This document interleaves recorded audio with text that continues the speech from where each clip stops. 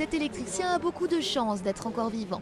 Avec ses collègues, il travaillait à la construction d'une passerelle à New Delhi en vue des Jeux du Commonwealth, une passerelle qui s'est écroulée sous leurs pieds.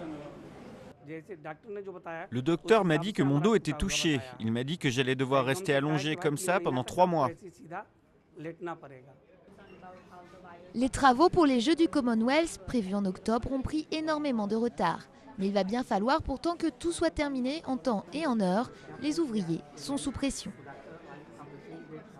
Il n'y a rien, aucune installation, aucune sécurité, rien n'est organisé. Ils nous disent juste de travailler. En Inde, il y avait déjà très peu de lois pour protéger les ouvriers des chantiers. Mais là, les syndicats dénoncent des conditions de travail plus difficiles que jamais. Certains ouvriers sont payés aux alentours de 3 $ pour 13 heures de travail, sans équipement de protection. Et après plusieurs enquêtes sur les chantiers, le gouvernement s'inquiète aussi de la mauvaise qualité des matériaux utilisés. Il y a eu tellement de cas d'accidents, de blessures. Les moins graves ne sont jamais signalés, mais le gouvernement a admis au Parlement en juillet que 42 travailleurs avaient déjà trouvé la mort sur les sites en construction pour les Jeux.